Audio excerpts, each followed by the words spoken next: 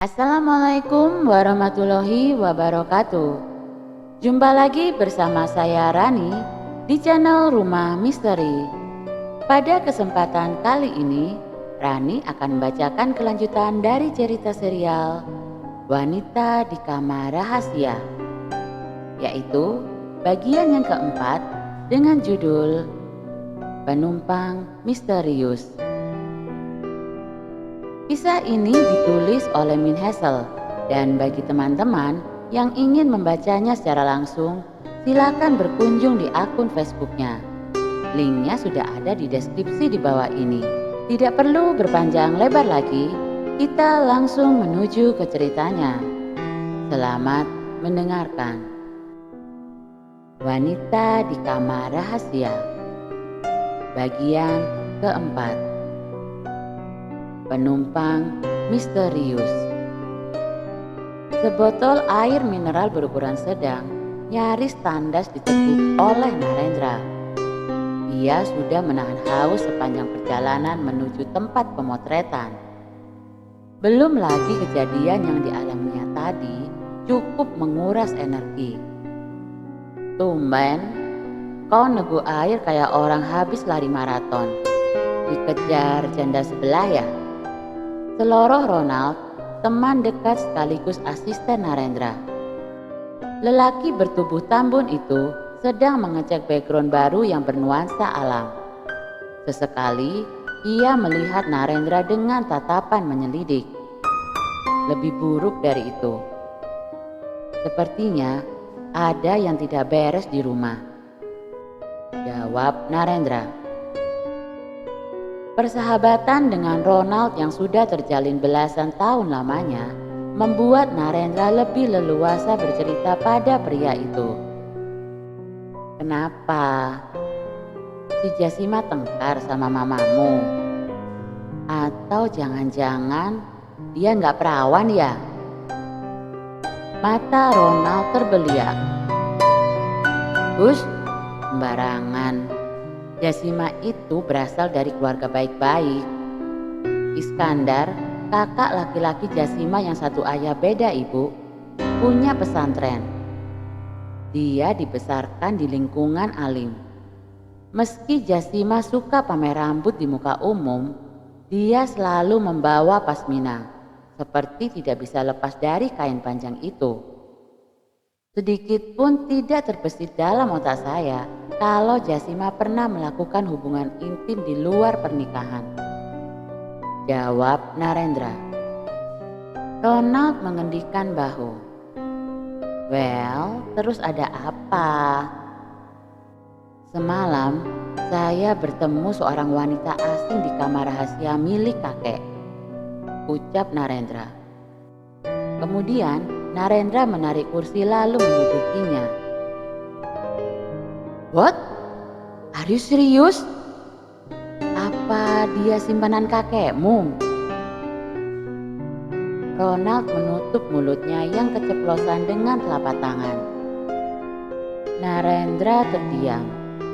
Tatapannya mengarah pada monstera di pojok ruangan. Saya tidak tahu, jawab Narendra dengan nada ragu. Gimana wajahnya? Masih muda? Sudah keriput?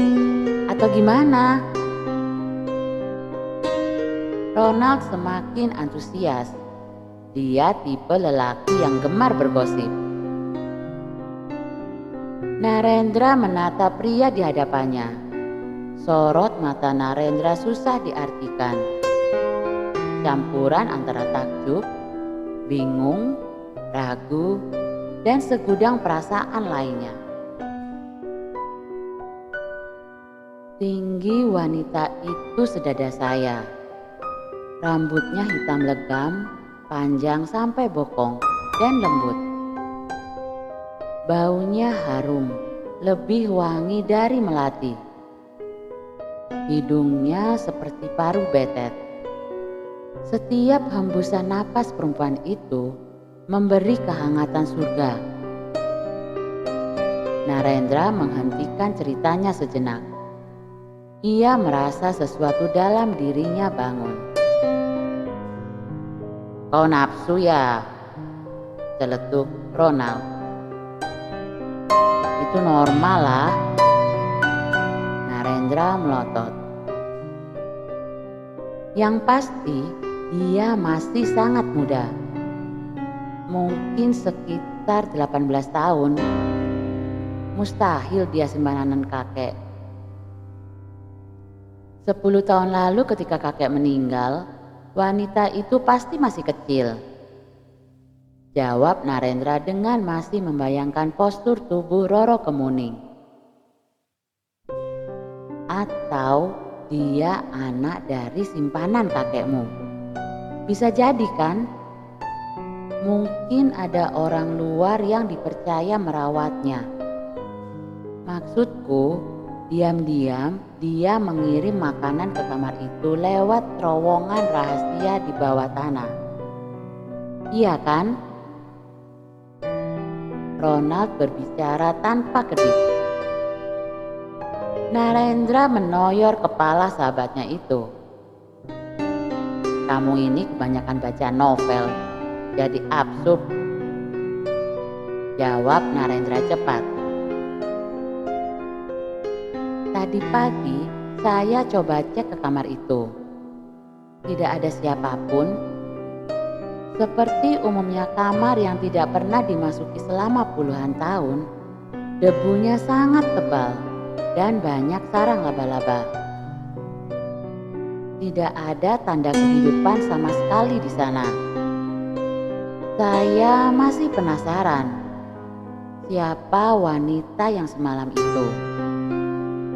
Ucap Narendra pada sahabatnya. Mendengar keterangan sahabatnya, Ronald mengelus dagu. Sepertinya sedang memikirkan sesuatu. Dia menerka setiap kemungkinan, namun dipatahkan oleh diri sendiri setiap kali hendak menemukan titik terang. Apa sudah kau tanyakan ke keluargamu? Barangkali mereka tahu wanita itu. Narendra menggeleng.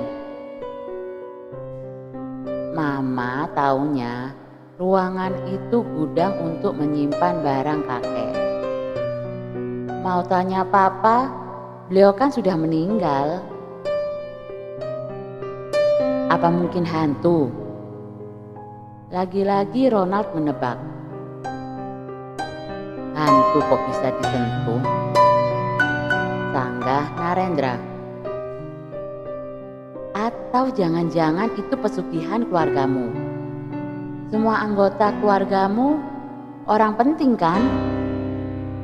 Mereka semua jadi pejabat.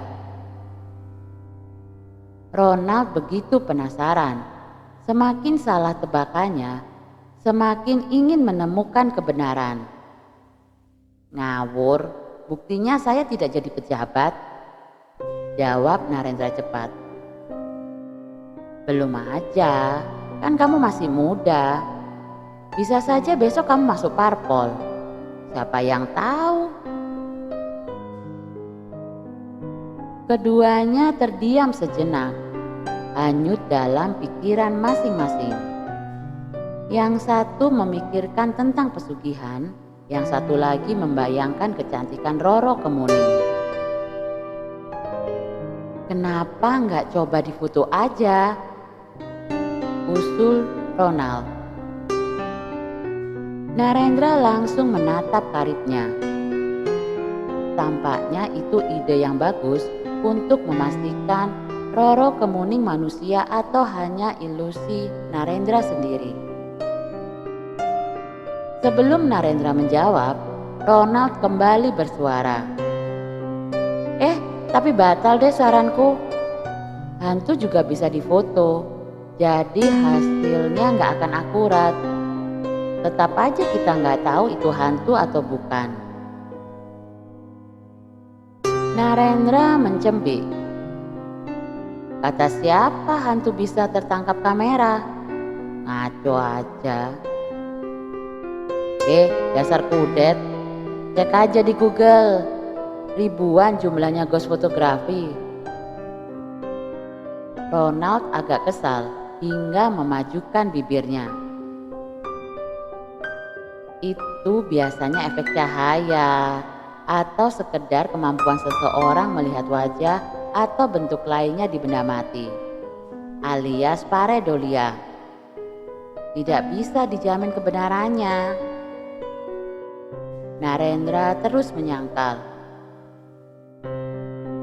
Pembicaraan mereka terhenti karena bel berbunyi. Itu pasti klien yang sudah mereka tunggu. Dengan sigap, Narendra dan Ronald merapikan ruangan sebelum pintu dibuka. Setelah sesi pemotretan yang melelahkan, Narendra memutuskan pulang lebih awal. Ia berencana menjemput Jasima di butik. Tergambar jelas dalam benaknya, Jasima akan menyambut dengan senyum manis dan sebuah kecupan di pipi. Setelah itu, Narendra berencana mengajak istrinya makan malam di restoran India. Jasima menyukai masakan berempah. Idenya kali ini pasti langsung didukung.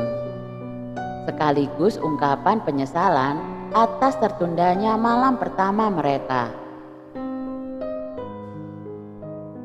Narendra melajukan kendaraan dengan kecepatan tinggi ketika melewati dataran kosong. Kiri kanan jalan yang lurus dan panjang itu hanya ditanami pohon sengon. Dari kejauhan terlihat seorang wanita berpakaian hitam berdiri di tepi jalan.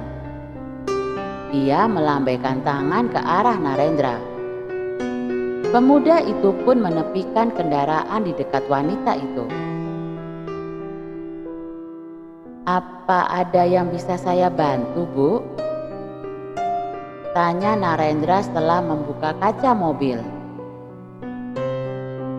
"Saya hendak ke desa sebelah. Boleh saya menumpang mobil sampean?" Wanita itu bertanya dengan mimik wajah yang kaku. Ada bekas luka sayatan di bawah matanya. Sorot mata yang dingin dan bibir tebal kehitaman membuat Narendra ragu mengatakan iya. Namun tidak elok ia rasa bila menolak memberi tumpangan pada seorang wanita.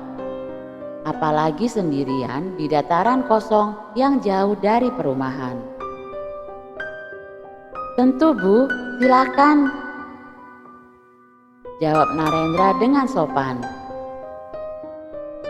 Narendra membukakan pintu mobil tanpa turun terlebih dahulu. Wanita itu masuk.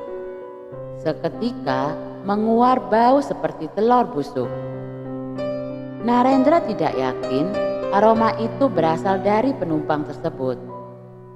Ia berusaha berbaik sangka. Mobil kembali melaju. "Maaf, Ibu tinggal di mana? Kenapa bisa sendirian di tempat sepi seperti ini?" tanya Narendra guna memecah keheningan. "Rumah saya lumayan jauh. Saya kesini untuk menemui seseorang dan menyampaikan kabar."